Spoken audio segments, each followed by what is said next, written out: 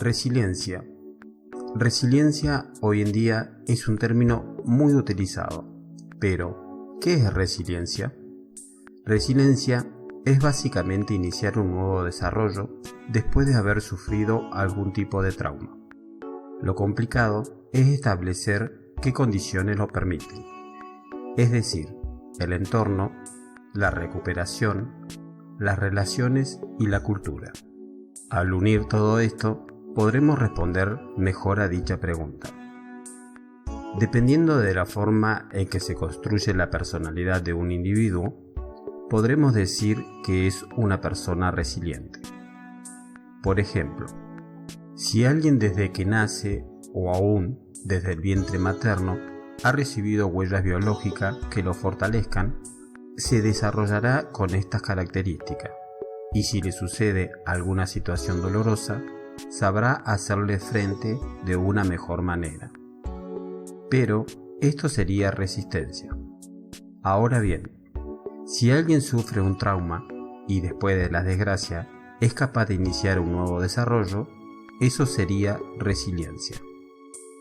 Entonces se podría decir que depende mucho de la persona y también de su entorno antes de sufrir el trauma y de su entorno después del trauma. ¿Cómo podemos ayudar a un niño a ser más resiliente?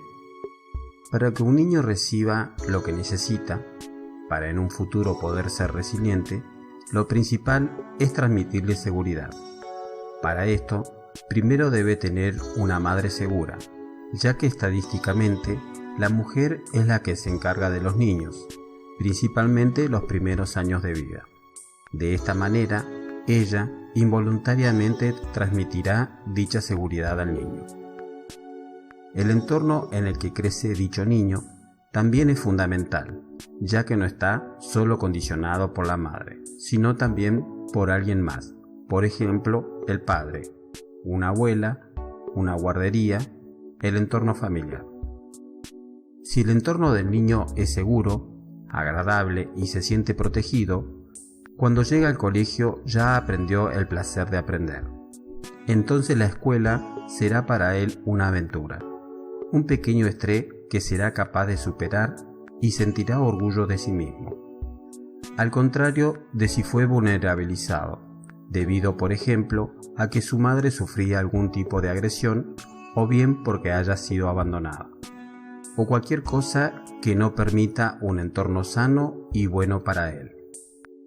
Cabe destacar que según estudios realizados, lo que más hace vulnerable a un niño es la violencia familiar y la precariedad social. Es decir, si hay violencia conyugal, aunque nadie toque al niño, es él quien más sufre dicha situación.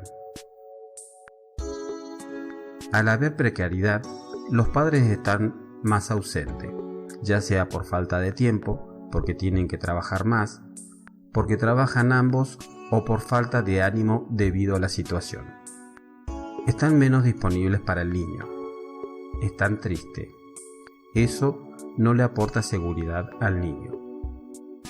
De esta manera, al niño se le hace más difícil tener confianza en sí mismo y afecta también su aprendizaje. No porque tenga menos capacidad, sino simplemente porque no ha sentido seguridad desde que empezó a construirse su personalidad. Para darle seguridad a un niño, hay que crear un apego familiar, ya que dicho apego forma un vínculo día a día, donde él sentirá seguridad de que las cosas en su entorno funcionan de una manera clara, que él entenderá.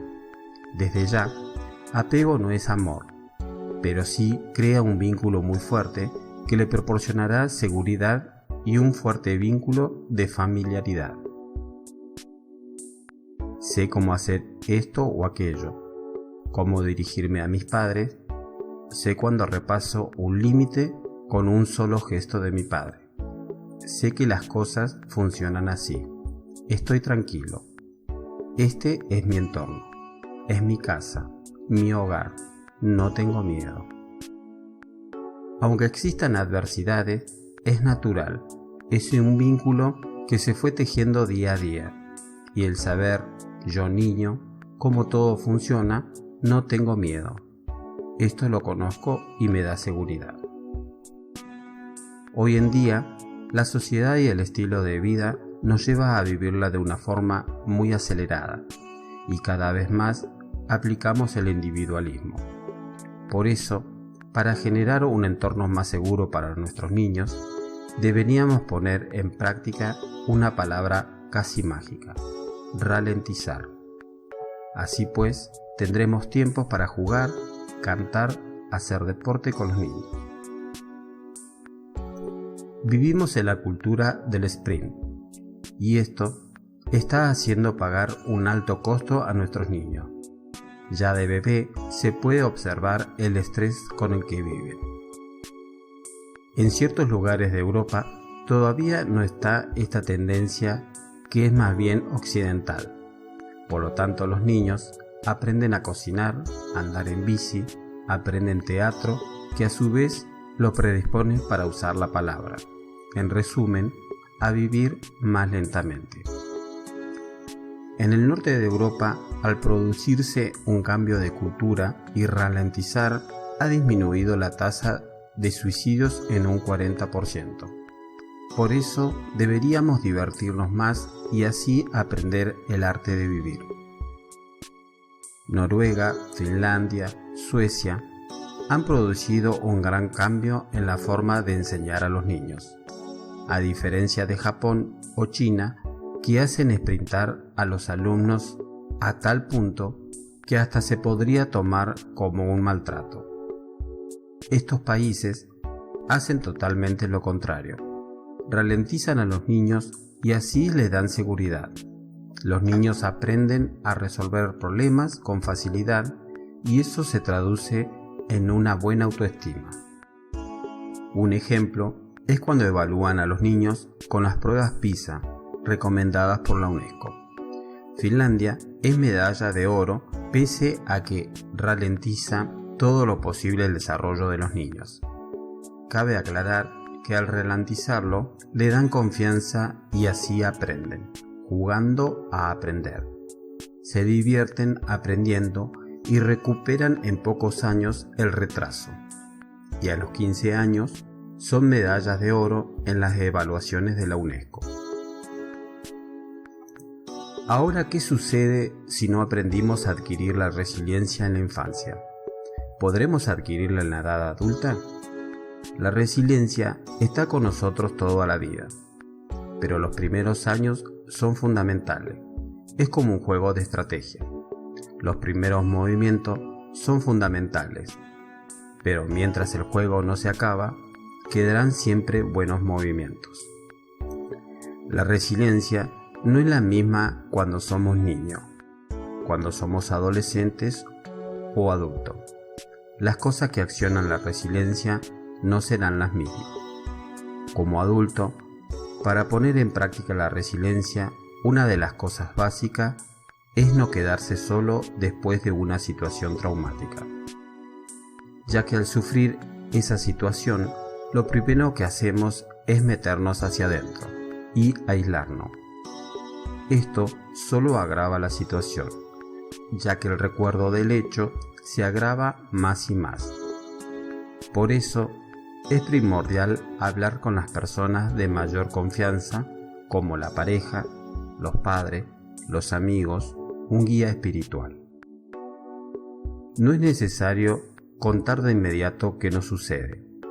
Primero, es importante sentirse seguro como un niño, y cuando así lo creamos, poder empezar a contar qué nos sucede. Hay cosas cotidianas que afectan de diferente manera según el desarrollo de cada persona. Para alguien que fue vulnerabilizado en la infancia, le será más traumático cosas simples como una mudanza, un insulto, etc., que para otra persona no lo será. Hay personas que pasan por situaciones tremendamente traumáticas, pero no desarrollan trastorno postestrés postraumático. Hoy, gracias a la ciencia, se puede ver a través de imágenes cerebrales cómo actúa el cerebro y así diferenciar entre el sufrimiento y el trauma. Mediante el trauma, el cerebro se apaga, no funciona o funciona mal, mientras que en el sufrimiento, el cerebro no se apaga. Se está afligido, ansioso, triste, enfadado, pero el cerebro funciona.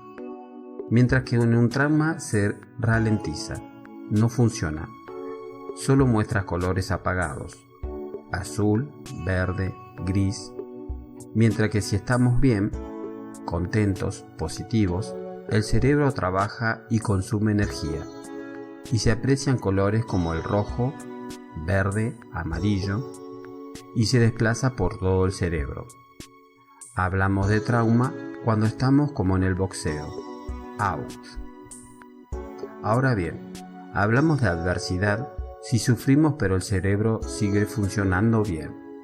Y funciona bien si ha sido reforzado durante el desarrollo de la edad temprana. Y al contrario, es frágil si hemos sido fragilizados. En un trauma se sufre, estamos dolidos, tristes, pero después, cuando repasamos lo que ha pasado, si estamos bien acompañados, si contamos con apoyo y contamos con la posibilidad de reflexionar, sufrimos en lo real, pero pronto dejamos de sufrir en la representación de lo real. Al quedarnos solo pensamos en la desgracia. ¿Por qué me ha pasado esto? ¿Por qué he respondido así? ¿Por qué no me defendí? ¿Por qué nadie me defendió? De esta manera, agravamos el sufrimiento y nos dirigimos directo a la depresión. Por eso, es tan importante el apoyo que recibimos después del trauma. Para que un niño sea resiliente, el factor genético no juega un papel fundamental, como sí el de su entorno. Lo genético determina en gran medida el color de cabello, el sexo, color de ojos. Incluso hay alrededor de 7.000 enfermedades ligadas al factor genético. El desarrollo del bebé en las últimas semanas de embarazo, sabiendo hoy que hay una comunicación muy ligada entre el feto y la madre, es fundamental desde lo afectivo y lo cultural. El desarrollo neurológico del niño puede también verse afectado por su entorno. Por la carencia afectiva, un niño muy traumatizado no habla o deja de hablar. La emoción le impide hablar. No segrega hormonas de crecimiento ni hormonas sexuales, lo cual explica por qué la carencia afectiva tiene tantas dimensiones. Hoy se puede observar que un niño con carencia presenta atrofia en los lóbulos prefrontales y en los circuitos de la memoria y las emociones. Esto hará que los niños que han estado aislados o privados de afecto desde muy pequeño, en el futuro y durante toda la vida, si lo dejan solos, interpretan todo como una agresión. Tienen miedo de todo, se sienten agredidos por todo. Hay que ayudar al niño a convertirse en un pequeño artista, ya que en el caso de que la madre estuviese siempre ahí, el niño lo tendría todo resuelto. Pero cuando la madre se va a trabajar o a ocuparse de sus obligaciones, el niño está solo y tiene que aprender a lidiar con la ausencia de ella. Haciendo dibujos y pensando, cuando vuelva mamá le daré este dibujo y se pondrá contenta y será una fiesta afectiva. Luego se irá mamá. Se irán los amigos, lo escribiré o lo contaré. Es así como la carencia nos convierte en creativos. Un niño dañado no podrá ser creativo, pero un niño demasiado protegido también carece de creatividad. Por eso la madre o el padre tienen que estar ahí para darle seguridad y de vez en cuando considerarse a sí mismo como personas para dejar así un espacio al niño, para que el niño dibuje, invente, sea creativo. Cuando vivimos una tragedia, estamos a la defensiva, pero cuando retomamos nuestra vida y sufrimos menos, a menudo a las personas le nace el altruismo, la necesidad de ayudar a otro, porque saben lo que es el sufrimiento. Por ejemplo, muchos psicólogos se hacen altruistas porque han sufrido mucho y sienten esa necesidad de ayudar. El altruismo es un mecanismo de legítima defensa para ayudar a combatir el dolor. Pero al igual que las madres, que no deben estar siempre ahí, el terapeuta, el psicólogo, el guía espiritual, asistente social, tampoco deben estar ahí todo el tiempo. Es necesario que tanto el niño como un adulto se vean invitados a la creatividad y lo hagan autor de su desarrollo. Así se provoca una reconstrucción resiliente. Hay que tener especial cuidado con el altruismo, ya que en ocasiones nos olvidamos de nosotros mismos por estar demasiado pendiente del resto, y se puede tornar contraproducente. No hay que olvidar que también somos personas y que no debemos sacrificarnos por otro. Está bien ayudar a otro, pero si se cae en depresión, al olvidarte de ti, no le serás útil a otros. La empatía, que no es lo mismo que el altruismo, consiste en descentralizarse de uno mismo para representar el mundo del otro. Los niños privados de afecto se ven imposibilitados de aprender empatía. Si solo se tienen a sí mismos, se vuelven grises, se hieren, se mutilan en la adolescencia. No hay altruismo porque no hay empatía debido a la carencia afectiva precoz.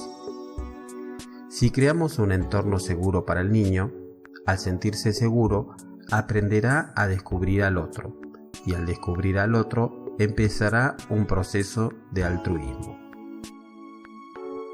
Hay una frase que dice: el dolor es inevitable, el sufrimiento es opcional. Todos los mamíferos sienten dolor igual. Por ejemplo, nos golpeamos un dedo, esa sensación viaja por la médula espinal hasta la base del cerebro y desde allí al córtex. Pero no todos los mamíferos sienten el sufrimiento igual. Si un niño ha recibido seguridad durante el desarrollo por su entorno, cuando reciba un golpe le dolerá. Ese es el dolor. El sufrimiento es otra cosa.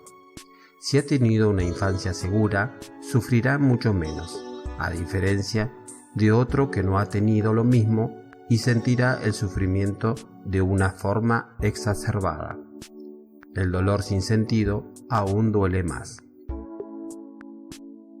Los seres humanos vivimos en un mundo de sentidos. Necesitamos tener sueños y recuerdos para darle una dirección a nuestra vida. Si nuestro sentido de la vida viene de un dolor no superado, sin resiliencia, al sufrir un golpe sufrimos muchísimo y sin la posibilidad de modificar ese sufrimiento. Si hemos crecido en un ambiente seguro, recibimos el mismo golpe, pero hemos aprendido a ser más fuertes que el sufrimiento. Entonces sufrimos menos. Aprendemos a superar ese sufrimiento y a convertirlo en aprendizaje. El estrés forma parte de la vida. Todos pasamos por momentos de estrés. Cuando superas ese estrés, te enorgulleces por haberlo superado. Por eso, no debemos privar a los niños del estrés. Pero si el estrés es demasiado fuerte y prolongado, y no apoyamos al niño en las situaciones que provoca el estrés, terminan por dañar las células cerebrales, y el cerebro queda alterado por haber dejado al niño solo. Es decir, hemos permitido que esas sustancias se conviertan en algo tóxico para el cerebro. Para prever este problema, debemos ralentizar, desarrollar las actividades que afianzan y desarrollan la familiaridad, sin dejar de hacer las actividades reales que nos causan estrés, como por ejemplo un examen. pero sí estar preparado para enfrentar esas adversidades. Si fuimos abandonados, tenemos miedo de todo, y si fuimos demasiado protegidos, también lo tendremos, porque no tenemos confianza en sí mismos. Deberemos inventar una sociedad con un flujo y reflujo, como el día y la noche, una cultura con ritmo. La cultura tecnológica ha provocado mucha angustia. Combatió el miedo de la Edad Media, pero ha tenido como efecto secundario la angustia. Puede ser que esta nueva generación encuentre una forma de combatir esa angustia, trabajando, pero también dándose tiempo para jugar y respirar.